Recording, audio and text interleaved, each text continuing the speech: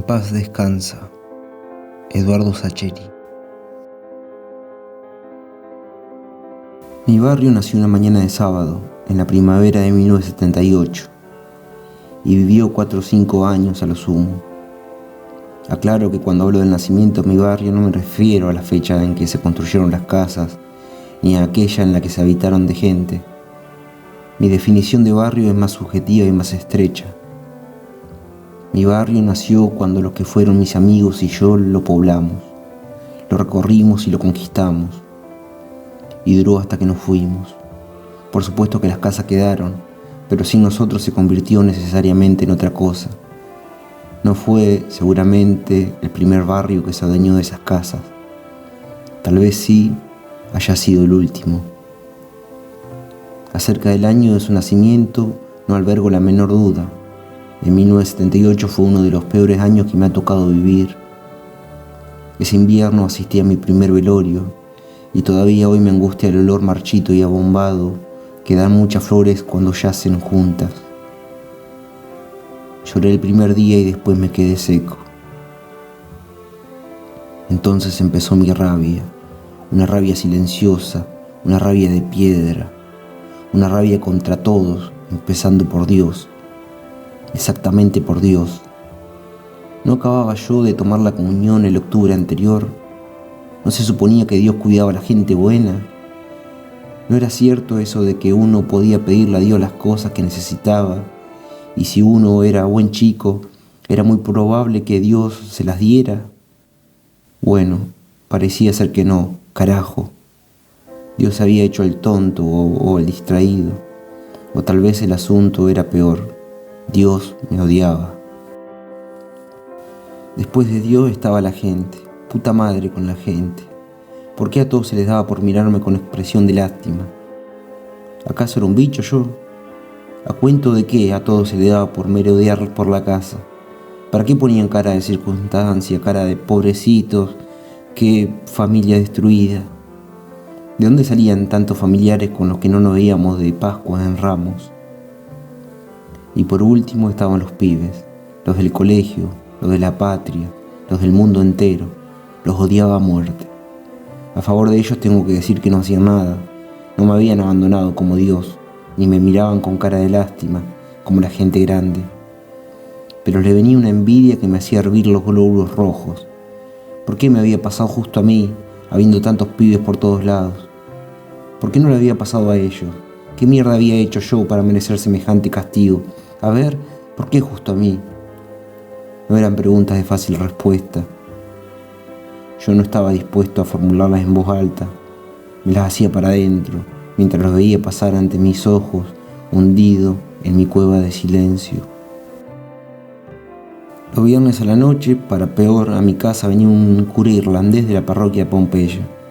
Yo no tenía nada contra el pobre curita, pero venía en nombre de Dios, y con él sí que tenía un asunto pendiente. De manera que mi mamá lo recibía en el living, y cuando estaban mis hermanos, ellos también charlaban con el sacerdote. Yo, en cambio, me quedaba jugando debajo de la mesa del comedor, bien lejos de todos. A veces a los soldaditos, a veces construcciones de Rusty, pero casi siempre eran los jugadores de fútbol. Tenía 4 equipos completos, y unos arcos de maderas pintados de dorado. Me los había hecho mi papá, y les había fabricado la red con gasa del consultorio. Hoy, casi 30 años después, si me concentro puedo sentir el olor profundo del esmalte sintético sobre la madera. Los jugadores eran todos iguales, de plástico, con pelo oscuro y raya al costado. Tenían una sonrisa triste y eran medio cachetudos. Lástima que no permanecían de pie, se caían permanentemente, pero a mí no me importaba. Me servían para reproducir los partidos, y la ventaja era que en la cancha de alfombra, debajo de la mesa, no había sorpresas. Independiente ganaba siempre. Ningún imprevisto, ninguna noticia tremenda, ningún Dios injusto. Por eso cuando venía el cura yo ni me asomaba el pelo. Úbeda, Vilanova y Romano, mientras escribo esta línea, me vuelven esos apellidos en forma de medio campo. No sé si lo recuerdo bien, tampoco importa. Uno de esos viernes por la tele estaba dando un partido Independiente por la Copa. Y en medio de mi silencio yo me hacía un lugar para preguntarme para qué mierda seguía existiendo Independiente, si quien me había enseñado a amar al rojo y a sus copas no estaba ahí para darle sentido al jodido asunto. Mi único amigo era Andrés. Tanto lo quería que estaba dispuesto a perdonarle que su padre siguiese vivo. Pero como ya íbamos al colegio distinto y a turnos distintos, durante las semanas apenas lo veía. Los sábados sí, los sábados a la mañana jugábamos a la pelota en su vereda o en la mía. Y de ahí me viene la certeza de que mi barrio nació un sábado de primavera en la vereda de mi casa. Esa primavera, ese sábado, esa mañana, pasaron dos pibes que vivían al lado. Iban con las manos vacías. Andrés picaba la pelota junto al portón. Cuando estuvieron a 2 metros se detuvieron. En lugar de seguir hacia donde iban, pararon.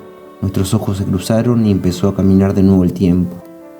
Jugamos un arco a arco, 2 contra 2, bajo la sombra incipiente de los tilos. Al día siguiente ya no pasaron. Vinieron, que no es lo mismo. Ya no éramos 2 y 2, éramos 4. Después de Diego y Pablo les tocó a los hijos del oculista, 4 varones que hicieron un aporte demográfico sustancial. Fuimos 8.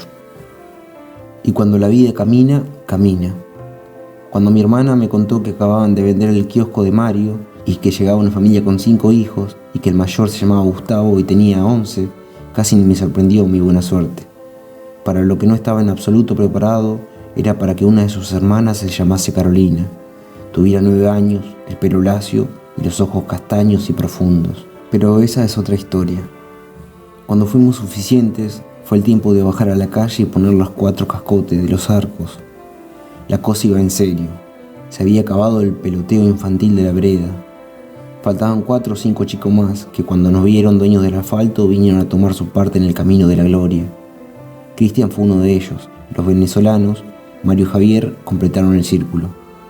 Eran argentinos, pero como habían vivido en Venezuela tenían un acento extraño que para nosotros, deseosos de darle algún toque excéntrico al grupo, los volvía extranjeros. Por algunos años la calle Guido Hispano se convirtió en el núcleo de mi vida. Los fines de semana eran bocanadas de aire fresco en medio del hastío y la soledad de mi casa. Los veranos fueron el ombligo del tiempo. Mis recuerdos del mundo en esos años están inevitablemente tejidos con esos días en el cordón de la vereda. Para mí, Galíndez no murió al costado de una ruta durante una carrera. Murió cuando uno de los Giudice, estupefacto, salió a contarlo y nosotros interrumpimos el partido.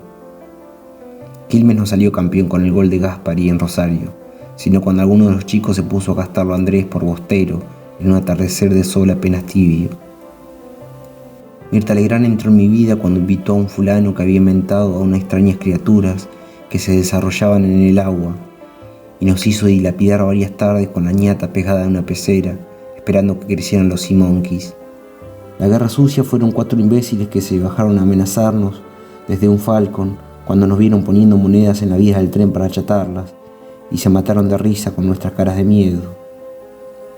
El Papa Juan Pablo I falleció debajo del jazmín de leche de mi casa, en el círculo absorto que formamos para escuchar la pavorosa explicación de Andrés acerca de cómo se envenena un pontífice. Malvina fue los discursos encendidos de Gracielita que nos convencía, revista Gente en mano, de que no había manera de que los ingleses nos ganaran esa guerra. En esos años no solo viví del fútbol. Mis amigos tenían hermanas y primas, y creo haber ya mencionado a una tal Carolina de ojos castaños y abismales. En el primer baile que pergeñamos, su madre cometió el desatino de venir a buscarla entre las 10. Durante el resto de la noche aprendí a extrañar a una mujer. Si sigo escribiendo me hundiré sin remedio en la fácil tentación de libanar más y más recuerdos que solo conducen hacia mi pasado y que me importan solo a mí. Para terminar estas líneas, entonces, corresponde que diga cuándo murió mi barrio. No tengo una fecha tan exacta como la de su alumbramiento, porque se fue extinguiendo de a poco. Si nació cuando llegaron los chicos, tenía que morir cuando se fueran. Los primeros en partir fueron los venezolanos, que en pocos años habían desprendido de su acento caribeño, pero nunca lograron lo mismo de su gentilicio. Después se fue Gustavo, se mudó a Belgrano, a la capital. Volvimos a verlo una vez cuando nos invitó a visitarlo, pero fue triste comprobar que había cambiado tanto que ya no teníamos en común ni siquiera los recuerdos. Con él partió Carolina, la primera mujer que perdí. Diego y Pablo fueron los siguientes. 10 años después, Diego me invitó a su casamiento. Al abrazarnos con su hermano Pablo, en los ojos le adiviné que, de haber tenido una pelota número 5, arrancaba de nuevo el arco a arco, en pleno atrio de la iglesia, como en aquel sábado del Génesis. Los que eran más grandes crecieron y no hizo falta que se fueran para despedirlos para siempre. Quedamos Andrés, Cristian y yo. Fuimos amigos por mucho tiempo, buenos amigos. Aunque 3 chicos no sean 14 o 17, alcanzaban para soltarse a explorar la adolescencia. Pero el barrio como conjunto, como horizonte, como mundo, para 1983 se había ido del todo.